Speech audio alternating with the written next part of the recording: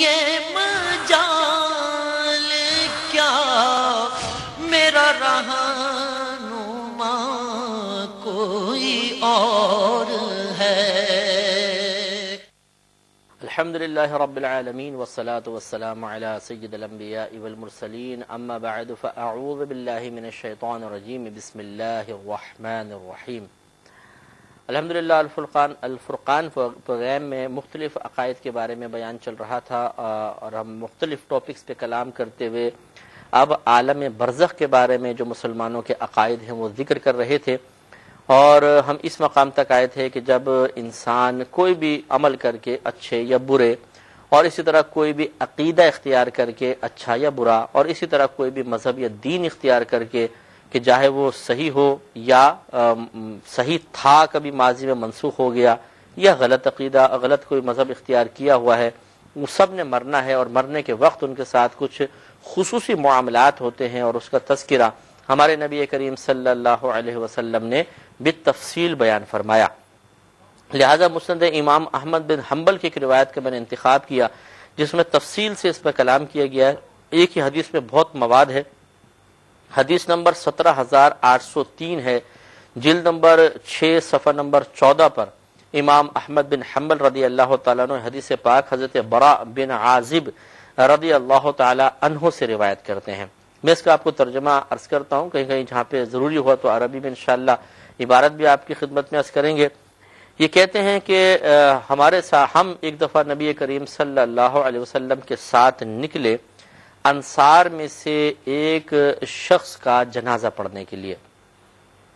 جب ہم اس کی قبر کے پاس پہنچے اور لحد کھود دی گئی تو نبی کریم صلی اللہ علیہ وسلم وہاں پر تشریف فرما ہو گئے، تو ہم بھی آپ کے ارد گرد جمع ہو گئے، اور یہ فرماتے ہیں کہ کأن علی رؤوسنا الطیر،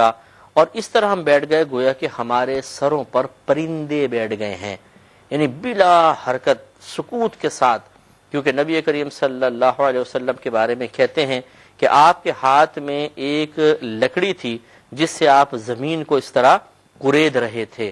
تو یہ گہرے تفکر کی علامت تھی، اور اس وقت صحابہ کرام منتظر تھے کہ ضرور نبی کریم صلی اللہ علیہ وسلم کسی گہرے اور کسی بڑے معاملے کے بارے میں تفکر فرما رہے ہیں، تو ہو سکتا ہے کہ اس فکر کا کچھ حصہ ہمیں بھی حاصل ہو جائے۔ تو سب نے مکمل طور پہ نبی کریم صلی اللہ علیہ وسلم کی طرف اپنی توجہ کو مبذول کر دیا۔ کہتے ہیں کہ پھر نبی کریم صلی اللہ علیہ وسلم نے اپنا سر مبارکہ اٹھایا اور فرمایا کہ تم عذاب قبر سے اللہ تبارک و تعالی کی پناہ طلب کرو۔ یہ بات آپ نے 2 مرتبہ یا 3 مرتبہ بیان فرمائی۔ پھر ارشاد فرمایا کہ بے شک مومن بندہ جب اس دنیا سے انقطاع کر لیتا ہے، تعلق توڑ دیتا ہے، اور آخرت کی طرف متوجہ ہوتا ہے، یعنی اللہ کے حکم سے اس کو موت آتی ہے، تو اس پر ملائکہ آسمان سے نازل ہوتے ہیں۔ ان ملائکہ کے چہرے سفید ہوتے ہیں،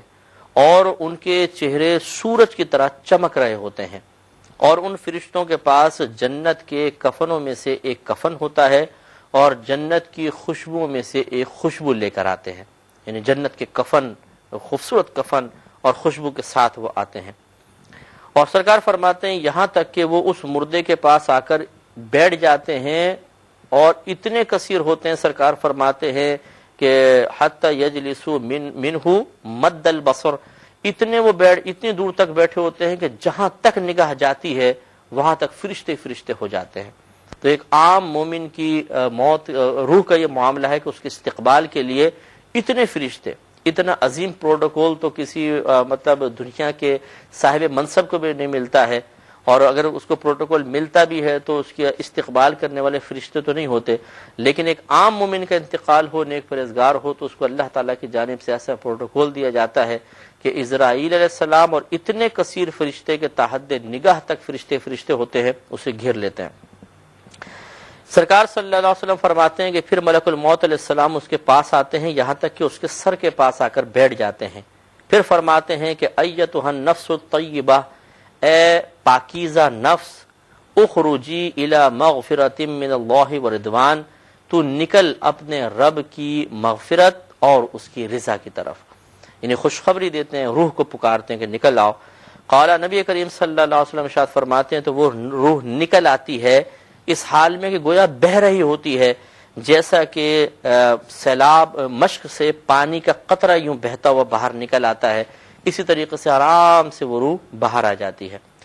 تو ملک الموت علیہ السلام اسے پکڑ لیتے ہیں، اور جب اسے پکڑ لیتے ہیں تو اپنے ہاتھ میں ایک لمحہ بھی اس کو نہیں چھوڑتے، چنانچہ اسے اس کفن میں رکھ دیا جاتا ہے، جنتی کفن کے اندر، اور اس میں پھر خوشبو لگا دی جاتی ہے، اور جب وہ روح نکلتی ہے تو سرکار فرماتے ہیں کہ اس سے ایسی خوشبو نکلتی ہے جیسے مشک کی خوشبو نکلتی ہے، وجدت علی وجہ الارض، اور یہ خوشبو زمین کے روح زمین پر محسوس ہوتی ہے، یعنی ہر شخص کو محسوس نہیں ہوتی، جو مخلوق جس کو اللہ تعالیٰ چاہتا ہے اس تک وہ خوشبو پہنچتی ہے، لیکن یہ واقعات موجود ہیں، اور الحمدللہ میں نے بھی اس کا تجربہ مجھے بھی ہوا ہے کہ جب کسی نیک اور پرہیزگار متقی شخص کی روح نکلتی ہے تو انسان خوشبو محسوس کرتا ہے، جو صرف اللہ کی عطا سے ہی انسان سونگھ سکتا ہے، ویسے نہیں اس کو معلوم نہیں چلتی ہے۔ تو سرکار صلی اللہ علیہ وسلم فرماتے ہیں جب مومن کی روح نکالی جاتی ہے تو روح زمین پر اس کی ایک عجیب مشک کی خوشبو پھیل جاتی ہے۔ میں بہک سکوں یہ